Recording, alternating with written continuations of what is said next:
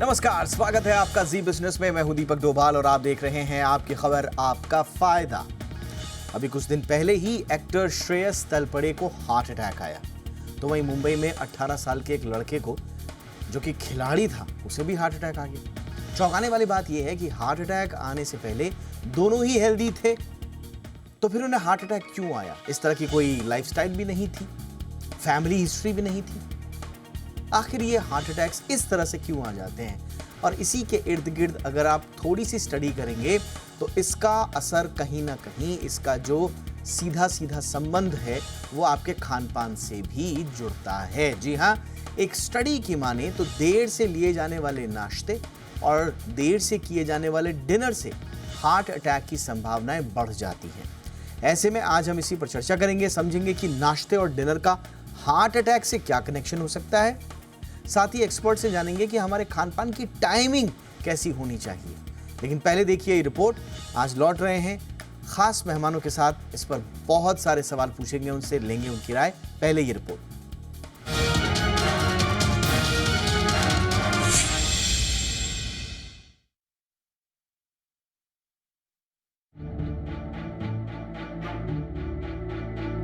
हाल ही में एक्टर श्रेयस तलपड़े को शूटिंग के दौरान दिल का दौरा पड़ा,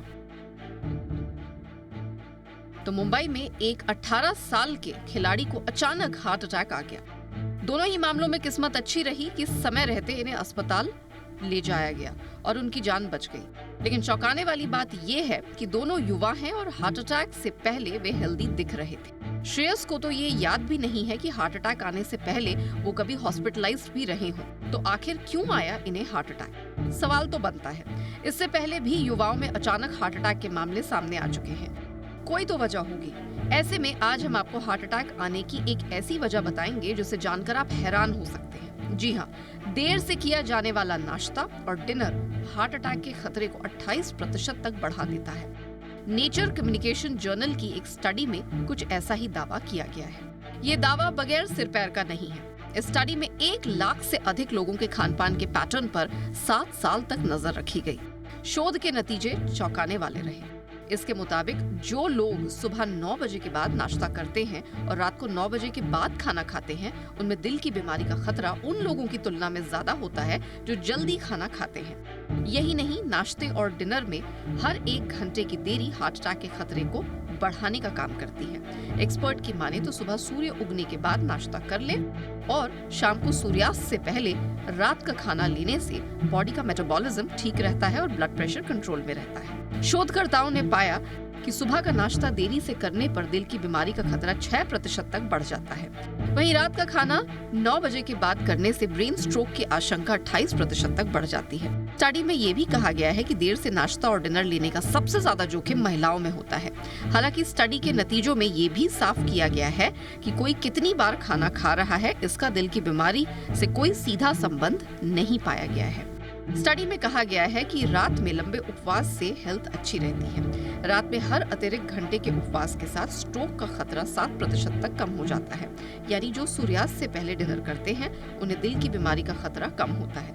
लेकिन हार्ट डिजीज से पूरी तरह से बचने के लिए हेल्दी डाइट और नियमित दिनचर्या का होना भी बेहद जरूरी है, ताकि बॉडी को पूरी तरह से दुरुस्त रखा जा सके। ब्यूरो रिपोर्ट, जी मीडिया। बहुत ही खास मेहमान आज की चर्चा के लिए इस वक्त हमारे साथ जुड़ चुके हैं। हमारे साथ हैं डॉक्टर दीपक नटराजन, चेयरमैन हैं cardiology park group of hospitals में। बहुत बहुत स्वागत है डॉक्टर नटराजन आपका हमारे शो पर। और हमारे साथ हैं डॉक्टर हेमंत पी ठक्कर साहब, जो कि सीनियर कंसल्टेंट हैं और कार्डियो मेटाबॉलिक एक्सपर्ट भी हैं ब्रीच कैंडी हॉस्पिटल में। बहुत बहुत स्वागत है डॉक्टर ठक्कर आपका भी हमारे शो पर। मैं चर्चा की शुरुआत डॉक्टर नटराजन आपसे करना चाहूँगा।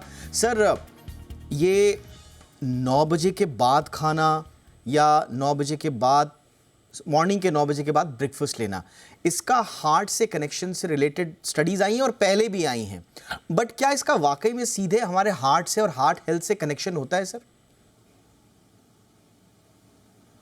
नहीं, देखिएगा, ये जो टॉपिक है बड़ा कॉम्प्लेक्स है और हम लोग जो है एक ही स्टडी डिस्कस कर रहे हैं। जैसे कि जब आप ऑफिस जाते हैं सवेरे, तो आप गाड़ी चला रहे होते हैं तो आपको आगे भी देखना होता है, दाएं भी देखना होता है, बाएं भी देखना होता है, पीछे भी देखना होता है। तो ऐसे ही हमारे शरीर को अगर हमें तंदुरुस्त रखना है तो हमें कई वेरिएबल्स पे फोकस करना होता है। सिर्फ ये खाने का वक्त ही नहीं होता है, हमें वो भी देखना होता है कि खाना क्या खा रहे हैं और उसके अलावा और क्या हो रहा है। मगर अगर इस स्टडी की चर्चा करें तो ये पिछले महीने छपी थी नेचर कम्युनिकेशंस में। इसकी ताकत ये है कि इसमें 1 लाख लोग हैं जिसमें 80% तो महिलाएं हैं, और ये देखा गया है कि अगर आप देर में खाएं रात को 9 बजे के बाद, और अगर नाश्ता भी आप देर में करें 9 बजे के बाद, तो आपके चांसेस ज़्यादा बढ़ जाते हैं किसी बीमारी के, यानी कि सेरेब्रोवैस्कुलर डिजीज़ और कॉर्नरी हार्ट डिजीज़। और अगर हम बारीकी में जाएं तो जैसे फरमाया गया था, देखा गया है इस स्टडी में कि महिलाओं पर ज़्यादा असर पड़ता है, ना कि मर्दों में, ना कि मेल्स पर। और अगर बारीकी में और जाएं तो सेरेब्रोवैस्कुलर डिजीज़ जो है, यानी कि लकवे, ट्रांजिएंट इस्कीमिक अटैक्स, ये बढ़ जाते हैं अगर आप 9 बजे के बाद खाना खाएं, 9 बजे सुबह और 9 बजे रात के बाद खाना खाएं, तो ये बढ़ जाते हैं 30 से 35% बढ़ जाते हैं। मगर जो कॉर्नरी डिजीज़ है, जैसे हार्ट अटैक की बात करें, एंजियोप्लास्टी की बात करें, तो ये केवल अगर 9 बजे सुबह के बाद आप खाएं तो ये बढ़ता है 6%, और अगर रात को खाएं तो ये बढ़ता है 18%। तो मैं बड़ी बारीकी में जा रहा हूँ, तो ये एक सिग्नल आ रहा है कि हर इंसान को सही समय खाना खाना चाहिए और रात को ज़्यादा देर में नहीं खाना चाहिए। अगर आप रात के 10 बजे खाएं, रात के 11 बजे खाएं, जो एक ट्रेंड बन गया है दिल्ली शहर में जहाँ मैं रहता हूँ कि लोग बड़ी लेट खाना खाते हैं, या मजबूर भी होते हैं क्योंकि काम करने जाते हैं, काम करने के बाद आते हैं और फिर रात को खाना खाते हैं, तो ये बॉडी को ठीक तरह असर नहीं करता है। अगर आप रात को खाना खाएंगे तो फिर आपका जो प्रॉब्लम जो हो जाती है, मेटाबॉलिज्म जो होता है वो कम होता है, तो इस कारण आपका वज़न बढ़ता है, आपका ब्लड प्रेशर बढ़ता है, इन्फ्लेमेशन बढ़ता है, इंसुलिन लेवल्स बढ़ते हैं, इंसुलिन रेजिस्टेंस जो है वो बढ़ता है। इंसुलिन के साथ और जो बात आती है कि आपके लिपिड्स जो होते हैं, जो कोलेस्ट्रॉल लेवल, वो भी बढ़ जाता है। तो मगर मैं फिर यही कहूँगा, यही अंडरलाइन करूँगा, यही मैं एम्फसाइज़ करूँगा कि सिर्फ समय नहीं है, समय भी बहुत ज़रूरी है, इसके अलावा ये भी बहुत ज़रूरी है कि आप क्या खा रहे हैं। आपका खाना जो है वो पौष्टिक होना चाहिए, और इसके लिए एक बहुत बड़ी स्टडी छपी है पिछले 3-4 महीने यूरोपियन हार्ट जर्नल में, जिसको प्योर ट्रायल कहते हैं। इसमें भी 1.5 लाख लोग फॉलोअप किए गए हैं ऑलमोस्ट 9 साल के लिए 80 मुल्कों से। और जो बात उभर के आई है वो ये है कि कुछ चीज़ें हैं अगर आप खाएंगे तो आपकी मोर्टेलिटी कम होगी, यानी कि डेथ रेट कम होगा, हार्ट अटैक कम होगा और स्ट्रोक कम होगा।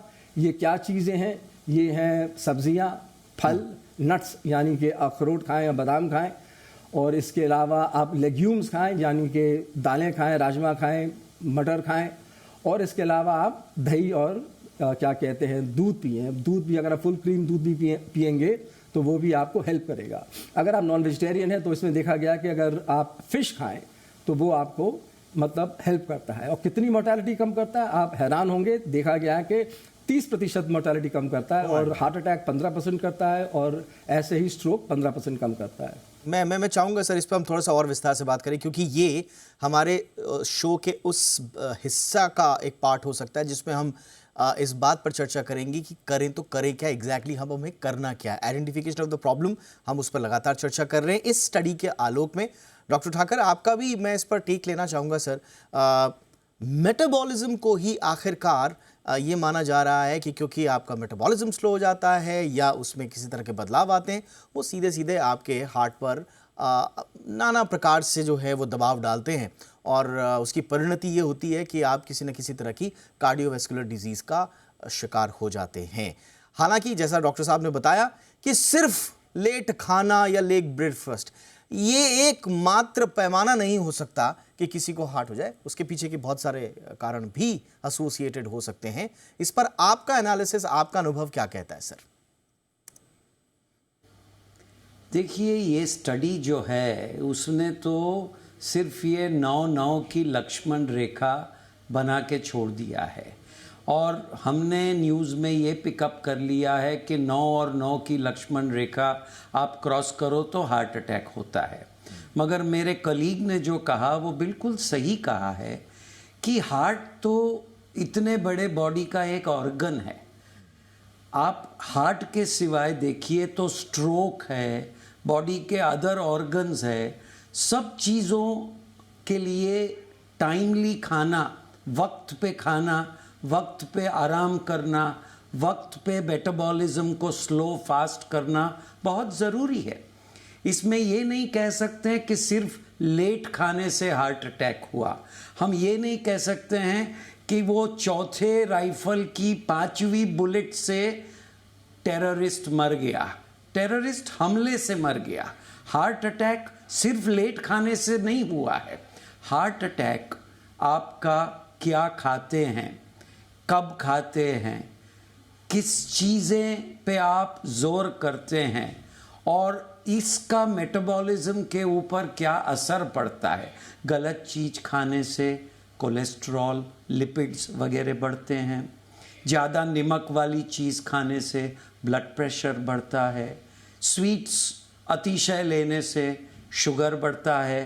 तो सॉल्ट, शुगर और बटर, ये तीनों चीज़ मेटाबॉलिज्म का एक बॉल है और वो बॉल क्लॉट बनाता है। अभी ये क्लॉट जाके कहाँ बैठे वो देखना है। इसमें अगर आप रात को देरी से खाते हैं 9 बजे के बाद, तो बॉडी में हम लोगों ने देखा है और कई स्टडीज़ ने बताया है कि ब्लड प्रेशर का लेट नाइट या अर्ली मॉर्निंग ज़्यादा एक सर्ज होता है। सर्ज मतलब एक बढ़ापा मिलता है, बढ़ाव होता है। ये अर्ली मॉर्निंग सर्ज वो एक टाइम है कि जब अगर पेशेंट कंट्रोल्ड ना हो तो उसको लकवा यानी स्ट्रोक, हार्ट अटैक, सब कुछ क्लॉटिंग बढ़ता है। तो जितना देरी से खाएंगे उतने आप उसमें एलिमेंट्स ब्लड में इंट्रोड्यूस करेंगे जो हमें high blood pressure, high sugar, high cholesterol देंगे और ये अर्ली मॉर्निंग सर्ज से ये हो सकता है। साथ साथ आप सुबह की बात करें तो बॉडी का मेटाबॉलिज्म रात को स्लो हो जाता है और बॉडी जब सवेरे उठता है तो बॉडी को मेटाबॉलिज्म वापस इग्नाइट यानी उसको लगा के इग्नाइट शुरू करना है।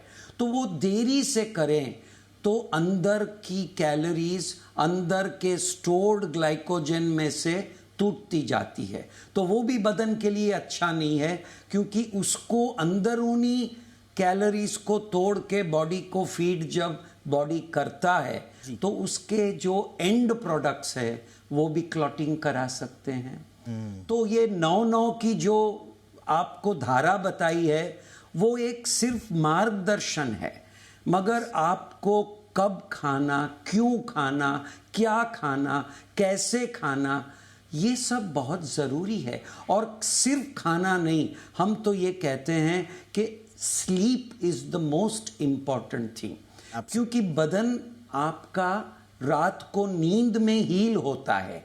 जो ब्रेकडाउन सारे दिन का होता है, जो हम कैटाबॉलिज्म कहते हैं, वो मेकअप जिसको हम एनाबॉलिज्म कहते हैं, वो तो रात को नींद में होता है। आप बच्चे grow in their sleep, bones heal in the sleep. तो आपका बॉडी का हीलिंग मैकेनिज्म को वक्त नहीं मिलता है क्योंकि आप लेट खाते हैं, लेट सोते हैं, स्टमक का मेटाबॉलिज्म चालू रहता है। यानी कि अभी तक की चर्चा के बाद एक चीज समझ में आ गई है कि अगर आप ये सोच रहे हैं कि सिर्फ लेट खाने से, लेट नाश्ता करने से या नाश्ता स्किप कर देने से या लेट डिनर लेने से ही हार्ट अटैक आपको आ जाएगा, तो फिर ये संभवतः एग्जैजरेशन है, ये अतिरेक है। ये सिर्फ अकेला इस बात पर डिपेंड नहीं करता है कि आपकी ईटिंग हैबिट्स क्या हैं, बल्कि ये कॉम्बिनेशन ऑफ फैक्टर्स हैं जो इन्फ्लुएंस करता है आपकी ओवरऑल हार्ट हेल्थ को। Physical activity, smoking, stress, obesity, genetics, high blood pressure, diabetes और स्लीप जिसकी बात की डॉक्टर साहब ने, ये दरअसल एक पूरा कॉम्बो है। ये एक पूरा एक बुके है जो आपकी हार्ट हेल्थ को इन्फ्लुएंस करता है। एक छोटे से ब्रेक के लिए मैं रुक रहा हूँ। ब्रेक के उस पार हम ये समझने की कोशिश करेंगे कि ऐसे वो कौन से लोग हैं जिनमें अगर खाना खाने की आदतों में थोड़ा भी अगर मिसमैच है, गड़बड़ है और पहले से उनको कुछ रिस्क फैक्टर्स ऑलरेडी हैं, तो ऐसा कौन सा वो ग्रुप है जिसके लिए ज़्यादा गंभीर ये चेतावनी हो सकती है, इस पर बात करेंगे। और साथ ही साथ फिर खाने का और सोने का सही तरीका क्या हो, कब हो, इस पर भी लेंगे डॉक्टर से राय। देखते रहिए आपकी खबर आपका फायदा।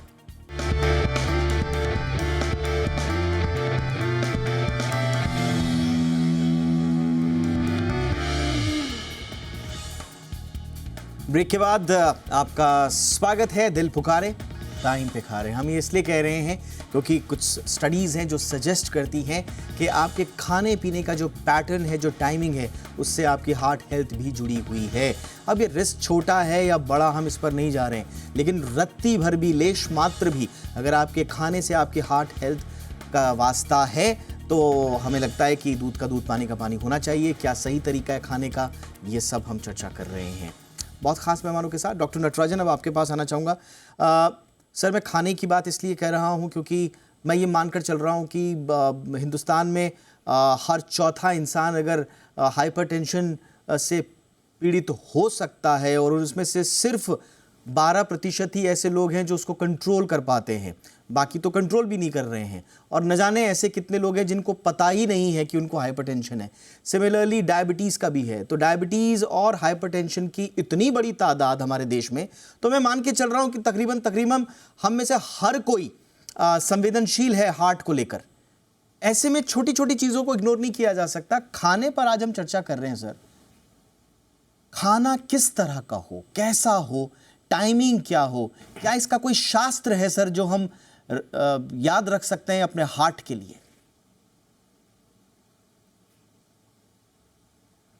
नहीं, जैसे मैंने अभी दोहराया था, मैं फिर दोहरा रहा हूँ। मैंने पहले कह दिया आपको, हमारे पास एविडेंस है, हमारे पास डेटा के क्या खाना चाहिए। तो वो साधारण बात है, आप दाल रोटी सब्जी खाइएगा, ठीक टाइम पे खाइएगा, ठीक वक्त पे खाइएगा। ये तो है नहीं कि रात के 10-11 बजे खाएंगे, रात के 12 बजे खाएंगे, वो तो बेवकूफ़ी है। आपको मतलब एक टाइम होता है, 7 बजे खाएं, 8 बजे खाएं, 8:30 बजे खाएं, उसके बाद खाना ठीक नहीं है, क्योंकि उसके बाद वो तकलीफ ही देगा आपको। क्या खाएंगे आप? मैं फिर बोल रहा हूँ, दाल है, रोटी है, सब्जी है, फल है। आप सुबह अखरोट थोड़े खा लें, बादाम खा लें, थोड़े काजू भी खा लें, उसमें कोई नुकसान नहीं है। और जो दूसरी बात आती है कौन सा तेल आप इस्तेमाल करें, ये मैं फिर मैं इसको एम्फसाइज़ करूँगा। जो तेल जो है उस पर आपको गौर करना ही पड़ेगा, क्योंकि तेल बड़ा ख़तरनाक हो सकता है। और जो मार्केट में तेल मिलता है, जो आप कहते हैं वेजिटेबल ऑयल्स हम लोग कहते हैं, सनफ्लावर हुआ, सैफलावर हुआ और राइस ब्रान ऑयल हुआ, इसमें प्रॉब्लम ये आती है, तकलीफ़ ये आती है कि इसमें जो रेशो है ओमेगा 6 और ओमेगा 3 का, वो ठीक नहीं है। कायदे से जो तेल होता है उसमें ओमेगा 3 और ओमेगा 6 का जो रेशो है 1:1 होना चाहिए। इन तेलों में वो 5:1 होता है, 4:1 होता है, 6:1 होता है। तो ये जो तेल होते हैं ये ठीक नहीं होते हैं। तो कौन सा तेल आप इस्तेमाल करोगे? जो सबसे बढ़िया तेल है, जो एविडेंस है, डेटा है, इंटरनेशनल डेटा है, वो है ऑलिव ऑयल का। अगर आपके पास ऑलिव ऑयल है जिसमें जो है मोनो अनसैचुरेटेड फैटी एसिड्स बहुत ज़्यादा उसमें क्वांटिटी में होते हैं, क्वांटम में होते हैं। ओलिक एसिड जो होता है, ओलिक एसिड एक मूफा है, मोनो अनसैचुरेटेड फैटी एसिड, ये ऑलमोस्ट 80% होता है ऑलिव ऑयल में। तो ये बड़ा ही हेल्पफुल होता है दिल के लिए, नसों के लिए, आर्टरीज़ के लिए, कंप्लायंस के लिए, एंडोथेलियम के लिए। ये बहुत ही बढ़िया होता है क्योंकि ये एंटी इन्फ्लामेटरी होता है, एंटीऑक्सीडेंट होता है। तो ये आपको लंबी ज़िंदगी देता है। ऑलिव ऑयल के बाद आता है, हम लोग यहाँ पर प्योर घी लेते हैं। तो अगर हमारे पास प्योर घी हो तो वो कितना आप लोगे? वो देखा गया है कि आप जो आपकी टोटल कैलोरी रिक्वायरमेंट होती है उसका आप 10% आपको लेना चाहिए। यानी कि अगर आपका कैलोरी रिक्वायरमेंट है 2000 कैलोरीज, तो उसका 10% हुआ, आप सिर्फ 200 कैलोरीज ले सकते हैं घी से। और 1 ग्राम घी आपको कम से कम 9 कैलोरीज देगा। तो इसका मतलब 10 से 11 ग्राम आप घी ले सकते हैं, जो एक टीस्पून और 1 टेबल स्पून के बीच में होता है। तो जो मैं कहना चाहता हूँ, घी जो है वो ख़राब नहीं है, मगर घी जो है वो आपको एक क्या कहते हैं क्वांटम में लेना पड़ेगा। और वो है कि आप मतलब टेबल स्पून से ज़्यादा नहीं ले सकते हैं। अगर आपको घी लेना ही है, आपको टेस्ट के लिए लेना है और हेल्थ के लिए लेना है, तो वो सिर्फ 1 टेबल स्पून से ज़्यादा आप नहीं ले सकते हैं अगर घी ले रहे हैं। उसके अलावा जो बेटर तेल है वो मेरे हिसाब से ऑलिव ऑयल है, जो मैं फिर कह रहा हूँ कि उसमें 75 से 80% उसमें ओलिक एसिड होता है। ओलिक एसिड एक मोनो अनसैचुरेटेड फैटी एसिड होता है जो दिल के लिए बहुत बढ़िया होता है। डॉक्टर नटराजन, और इसके अलावा ऑलिव ऑयल और घी, जी सर मैं यहाँ पे थोड़ा सा आपसे और थोड़ा सा मैं राय लेना चाह रहा था। देखिए, ऑलिव ऑयल और घी, ये माना जाता है कि जो कॉमन हाउस होल्ड्स हैं अभी भी कम से कम टियर 3, टियर 4 शहरों में ये कॉमनली अवेलेबल नहीं होते हैं। वहाँ पर सरसों का तेल हो गया, वहाँ पर रिफाइंड ऑयल हो गया, कहीं पर तिल का तेल होता है। तो ये जो सामान्य से जो प्रचलित तेल हैं, इनमें से कौन सा बेहतर हो सकता है सर? नहीं देखिएगा, घी तो सब जगह मिलता है, बट ये ज़रूर बात है कि घी आपको प्योर मिल रहा है कि नहीं मिल रहा है। आजकल मैंने बहुत पढ़ रहा हूँ कि हरियाणा में, पंजाब में, यूपी में आपको नकली घी दे देते हैं। प्योर घी तो है, अगर घी मिल रहा है तो वो तो ठीक है, हर घर में घी मिलता है। घी तो आम मिलता है, मदर डेयरी में घी मिल जाएगा आपको, हर शहर में घी मिलता है, गाँव में मिलता है, छोटे शहर में मिलता है, बड़े शहर में मिलता है। ऑलिव ऑयल भी हर जगह मिलता ही मिलता है, तो ऐसी तो बात है कि नहीं मिल रहा है, हर जगह मिलता है, घी मिलता है। और आपको अफोर्डेबिलिटी को ऑलिव ऑयल भी लेकर मिलता मैं है। इसलिए कह रहा हूं सर कि इसकी अफोर्डेबिलिटी को लेकर एक प्रश्न रहता है। अब लोअर मिडिल क्लास का व्यक्ति बोलता है कि मैं महंगा कहाँ है। हाँ नहीं, जी, नहीं, घी नहीं, मगर अगर आपको अपनी सेहत का भी ख्याल रखना है, आपको अपनी जिंदगी का भी ख्याल करना है, आपको लॉन्गेविटी भी देखनी है, तो फिर तो आपको कुछ तो खर्चा करना ही पड़ेगा ना। जी, और घी इतना महंगा तो है नहीं हमारे देश में, जी सर। है ना, नहीं सर, महंगा है नहीं। मगर जो आपके जरिए मैं आपके इस प्रोग्राम के जरिए जो मैं कहना चाह रहा हूँ, जो बहुत ज़रूरी बात है कि हम ज़रूर हम खाने पे फोकस करें, हम समय पे फोकस करें, मगर इसके अलावा हम ये भी फोकस करें कि इंसान को अगर लंबी ज़िंदगी जीनी है और अच्छी स्वस्थ जिंदगी जीनी है, तो बहुत ज़रूरी है कि वो वर्जिश भी करे, वो मतलब एक्सरसाइज भी करे, सिगरेट ना पिए, नशा ना करें। ये सब बातें भी आपको लेके चलनी पड़ेगी। अगर डायबिटीज़ है तो उसका इलाज करना होगा, अगर ब्लड प्रेशर है तो उसका इलाज करना होगा, वज़न ज़्यादा तो वज़न कम करना होगा। एक्सरसाइज बहुत ज़रूरी चीज़ है। सिगरेट पीना और एक्सरसाइज ना करना दोनों उतने ही हार्मफुल होते हैं, दोनों उतने ही हानि पहुंचाते हैं शरीर को। तो ये सब भी हमको लेके चलना पड़ेगा। जैसे मैंने स्टार्ट में शुरू में कहा था कि कई चीज़ें होते हैं, कई वेरिएबल्स होते हैं, हर वेरिएबल को आपको लेके चलना पड़ेगा। एक वेरिएबल लेके आप नहीं जिंदगी काट सकते हैं। बिल्कुल, यानी कि आपको अपने हार्ट के इर्द गिर्द जो कहानियां मंडरा रही हैं, घूम रही हैं, उसमें आपका खाना है, लाइफस्टाइल है, आपका सोचने समझने का तरीका भी है। कई लोग ज्यादा चिंतित रहते हैं, अवसाद में रहते हैं, स्ट्रेस में रहते हैं। ये सब चीज आपको सोचनी पड़ेगी और बड़ी माइक्रो किस्म की सर्जरी आपको करनी पड़ेगी। छोटी छोटी बातें, बड़ी कॉमन सी बातें, सब पर एक साथ काम, इसी से बनेगा आपके हार्ट का काम जो है। डॉक्टर ठाकर, बहुत सामान्य सी चीज़ें जो हम इग्नोर कर देते हैं अपने दिल को लेकर, उस पर आप क्या कहेंगे? क्योंकि बाद में साहब पता चलता है कि स्मोकिंग कर रहे थे, अच्छे से नींद नहीं ले रहे थे, शराब का सेवन ज़्यादा हो रहा था, बहुत ज़्यादा स्ट्रेस में थे, लेकिन कहीं ना कहीं हम किसी न किसी लेवल पर जब ये चीज़ें शुरू हो रही होती हैं, उनको उस समय इग्नोर कर रहे होते हैं। तो क्या सलाह देंगे छोटी छोटी बातें जो इग्नोर नहीं करनी है सर? देखिए, खाने के बारे में तो काफ़ी आपने दूध का दूध, पानी का पानी, घी का घी और तेल का तेल कर दिया। मैं इतना ही कहूँगा कि हर इंसान को कोई भी अनयूजुअल शिकायत बॉडी में पैदा हो, कोई अलग किस्म की ब्रेथलेसनेस, कोई एब्डोमेन चेस्ट में डिस्कम्फर्ट, कोई विजन का प्रॉब्लम, कोई हाथ या पैर में वीकनेस का प्रॉब्लम, तो ये इग्नोर नहीं करना चाहिए। खास करके अगर आपको कोई मेटाबॉलिक डिजीज़ हो, यानी कि नमक, शक्कर और मक्खन, ये तीनों के द्वारा अगर आपको कोई डिजीज़ हो तो आपको ये इग्नोर नहीं करना चाहिए। छोटी बात दूसरी है कि हमारे पास कई मरीज़ आते हैं जिनका विटामिन B12, विटामिन D3 और थायराइड हार्मोन, ये तीनों डेफिशिएंट हैं और उनको पता भी नहीं है। जब आखिरी स्टेज पे आता है, कोई इवेंट प्रेसिपिटेट हो जाता है, तब पता लगता है। तो आपको इस चीज़ की जांच रेगुलरली करनी चाहिए। धूप में जाएंगे तो विटामिन डी मिलेगा। खाने पीने की variety, balanced diet, adequate protein, ये सब की तो बातें हो गई।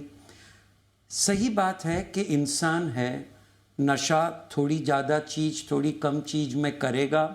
हम यहाँ काशी में नहीं बैठे हैं कि जो हम कहें ये भी नहीं, वो भी नहीं, ये भी नहीं लेना, वो भी मत करना। पेशेंट हमसे भाग जाएगा, पेशेंट लगेगा ये ज़िंदगी क्या है। मगर सब अगर आप लिमिट में करते हैं, मैं तो कहूँगा कि निकोटीन, तंबाकू का नशा बिल्कुल अलाउड नहीं है। और कोई अगर आप कभी का शराब या वाइन लेते हैं तो लिमिट में रखना चाहिए।